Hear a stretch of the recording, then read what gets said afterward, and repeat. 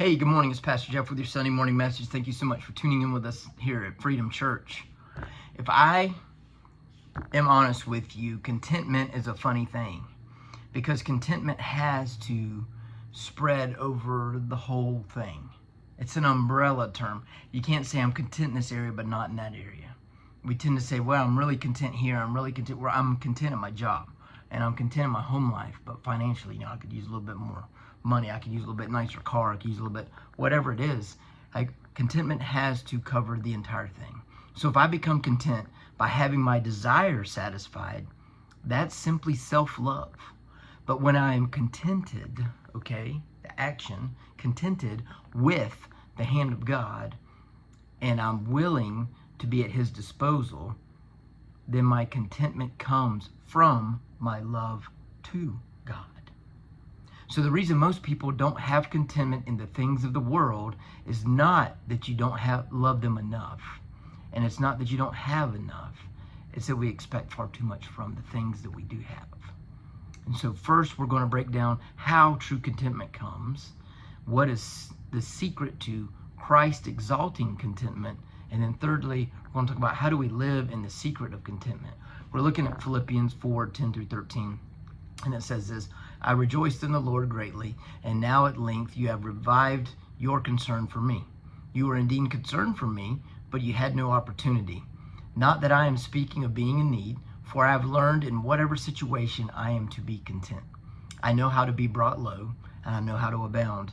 In any and every circumstance, I have learned the secret of facing plenty and hunger, and abundance and need. I can do all things through Him who strengthens me. This is all cool. And the main verse in this section is the most quoted verse in the entire Bible, verse 13. So I won't spend a lot of time on that today. But this is an example of why I preach expositorily. It adds context. And when you see that the build up to I can do all things through Christ who strengthens me is all about contentment, being able to function in need and in abundance, that completely changes the verse for us, doesn't it? It's not about the things we've made it about. It's about being completely content and knowing that anything you've accomplished has been through the goodness of God. So what does it mean that I have learned? I know how, and I've learned the secret. The first clue is where it comes from. It comes through God who strengthens us. So to paraphrase Paul's words, not the Bible, not scripture, but Paul's words here, he's saying, I have learned through Christ in whatever situation to be content. I know through Christ how to be brought low and how to function in abundance. I've learned through Christ the secret of facing plenty and hunger and abundance and need. And the first real key is learning to look to Jesus for the strength to be content. It's looking to Him for the strength to be content. We're not asking to be content. We're asking Him to give us the strength to be content, because contentment is strength. It's strong. It's powerful. And the second key is in the word contentment, which means self-sufficiency or self-rule in the original text. We act out the miracle of Jesus. We perform it. He does all the work. Paul had learned the secret to being content in the peaks and in the valleys, in the highest of moments and the rock bottom lows. And the first time learned shows up is in the same word used in verses 8 and 9 of this chapter. Finally, brothers, whatever is true, honorable, just, pure, lovely, commendable, if there's anything worthy of praise, think about these things. What you have learned and received and heard and seen in me, practice these things. So there are several things at work here in these verses that lead us to finding the contentment he talks about later in this chapter. First, our focus. Paul teaches us what to focus on. So what should we focus on? What focus can bring us to contentment? How do we get to the place where we go, life's fine, life's good? We sit back in our chair and we just go, you know what, life's all right. We have to focus on the good things. We have to focus on truth. Focus on what is true and what is right and what is true and always right. We focus on honor, which is an adherence to what is right. It's meaning it's something or someone who's worthy of high esteem. Justice, the quality of being fair and reasonable. Purity, free from contamination. What is lovely, delightful, commendable, deserving of praise, praiseworthy, worthy of praise. This has to be our mindset, our focus, to follow things and focus on things and think on things that fall into those categories. And next, follow your leader. Paul is asking for them to do and to follow the things that he has said and done. Paul was transparent, and he shared his weaknesses and his weak moments, but he wants them to follow his lead. A couple years ago, we went through a strangely tough primary in St. Johns County. I told a lot of pastors I'm staying completely out of it. But people who asked me or wanted advice, I tried to help out. Pastors told me they have followers in their church that will try the same diet as them, drive the same car as them, wear the same type of shoes as them, but choose the opposite of them when it came to their political choices in a primary. They were hurt that people were choosing what their friends were saying over what their pastor was sharing. You should follow your pastor's moral compass, they say. I agree. It's tough. That's why I stayed completely out of it. But at the same time, politics is a wild card. People have hurts and issues that cause them to overlook other things. There are agendas and hidden motives, but there is also blind loyalty. The agendas, people can't go watch a movie without relating it to their agenda. People can't read a book without relating it to their agenda. People can't have a conversation without putting their agenda in it. There are agendas and there are hidden motives everywhere. But there's also that thing that I just mentioned, blind loyalty. I do take issue with people who know they are blindly backing someone who's not morally what's needed, because they are leading others to make calls that just don't match up morally. So Paul says, follow my leadership. I don't say that. Jeff Gatlin does not ever say, follow my leadership. But I would say, hear my heart. Because the purest part of me, of my being, is my heart. I walk with as much integrity as I possibly can, but I'm flesh and I'm bone. And I'm corrupt at the core, and I make mistakes.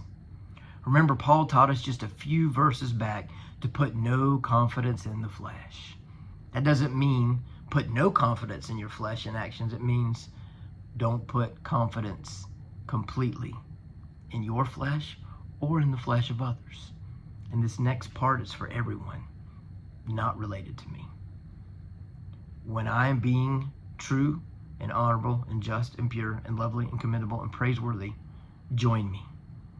When I am not, call me out. That comes with the territory. When I am acting like someone who is full of truth, who is being honorable, who is extending justice, who is acting and saying things that are pure and lovely and commendable, and being someone who's worthy of praise, join me in that. And when I'm not being those things, call me out. But be gentle, because after all, I am human. And I say that's for anyone not related to me, because my relatives already do a good job of that. I have a wife and kids that constantly say, oh, look what you said. Oh, listen to you. Oh, look at your anger. Look at your situation. Thirdly, we need to be practicing them to find peace, which leads to contentment. So practicing this mindset, this focus, helps you find God's peace, and God's peace is at the root of contentment. You don't want what others have because you're content in what you have. Sometimes our motives reveal we don't want what someone else has because we want it. We want what someone else has because they have it.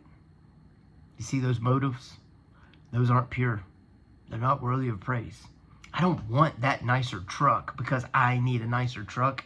I want that nicer truck because they've got that nicer truck. I don't want that fancy vacation because I want the fancy vacation. I want the fancy vacation because they have the fancy vacation.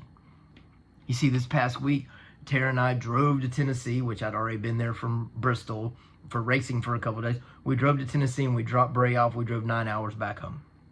Spent a few days in St. Augustine, just soaking up the sun, hanging out at the beach, doing some little honeydew things, getting some stuff taken care of. I went to softball practice. It's the only thing I did all week that was Jeff Gatlin. And then Wednesday we got up and we drove back to Tennessee. We didn't have the money to stay for a whole week. We didn't have the money to afford to spend on money or on food and on hotels and stuff. But we wanted to go back and enjoy ourselves for a couple of days in Gatlinburg before we picked it up. So we went back for a day and a half.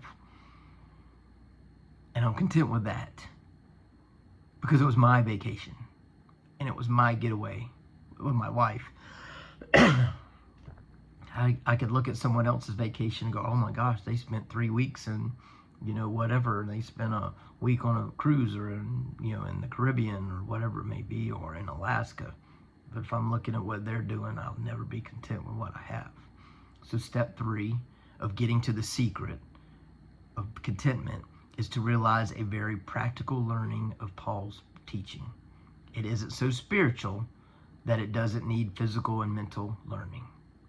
So what have we learned from Philippians and from Paul that will get us there based on the mindset we just broke down? What we have learned is that contentment comes from within. And contentment comes from focus. Laser sharp focus, and that focus has to be on Jesus. And I know Jeff Gatlin, I know Coach Jeff, drag racer, pastor, all the things, speaking on contentment on the outside looking in seems like the most hypocritical sermon possible, because you see me working hard to get into better shape, never making excuses to not exercise. Got up and ran around 6:30 every morning on my vacation. You may know the real reason I don't play church softball. It's because I'm way too competitive. You may know that I don't take a runner-up photo. If I win, I'm the first one into that winner's circle. If I make it to the finals and lose in the finals, I'm not memorializing a loss. I do not take that photo. You may know that I hate losing. But the truth behind that is I hate not feeling like I or my team deserves to win. So contentment is not resting on your butt happy. It's being content with what God has given you and maximizing all that God has blessed you with. Not at the sacrifice of our joy, not at the sacrifice of losing ourselves. It's maximizing what you've been given. It's not wanting more, it's wanting to make more of what you've already been given. And it's wanting to make more of God. Phil Parham tells the story of a rich industrialist who was disturbed to find a fisherman sitting lazily beside his boat in the middle of the day. He said, "Why aren't you fishing?" Fisherman said, "Because I've caught enough fish for today." "Why don't you catch more fish than you need?" the rich man asked. "What would I do with them?" the fisherman asked.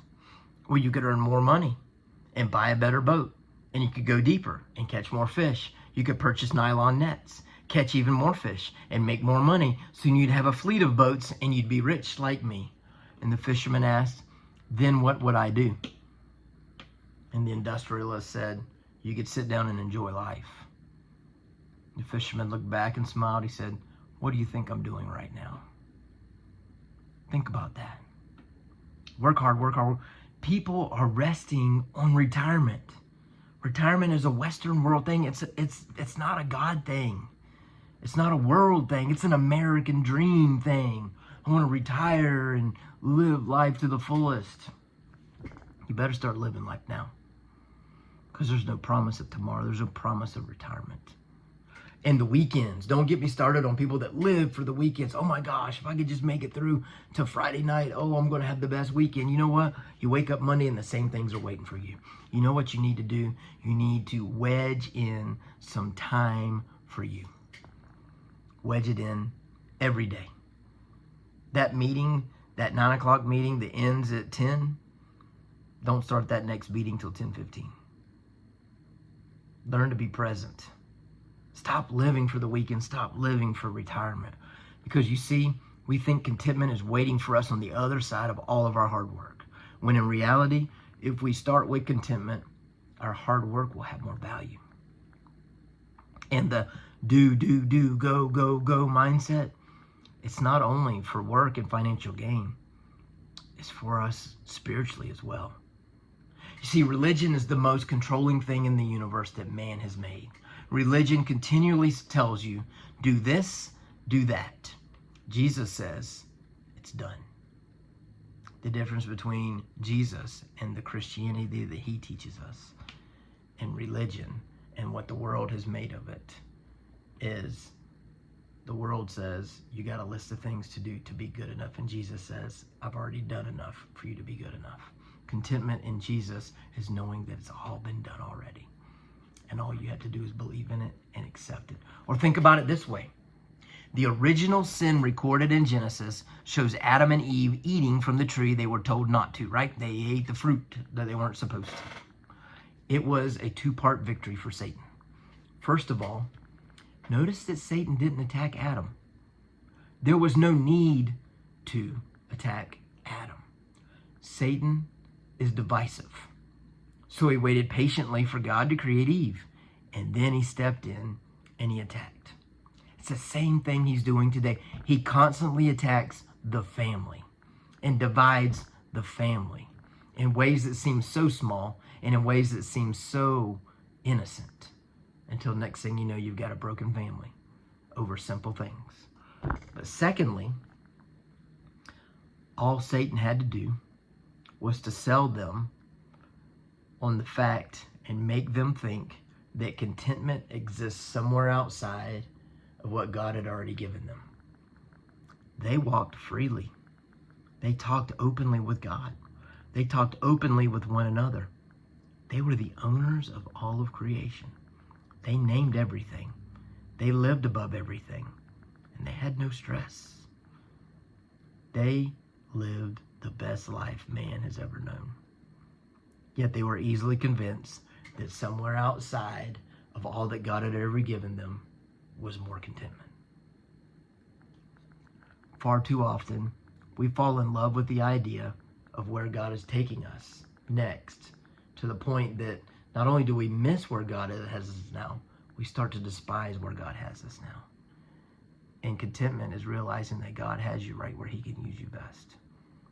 Contentment cannot be found anywhere outside of what God has already done for you in your life. Let's be content. Let's focus on God. Let's focus on the good and the good things, and let God take care of us. I can do all things through Christ who strengthens me. What's that about? It's about a focus on Jesus that gives us contentment and peace. Have a great day and God bless.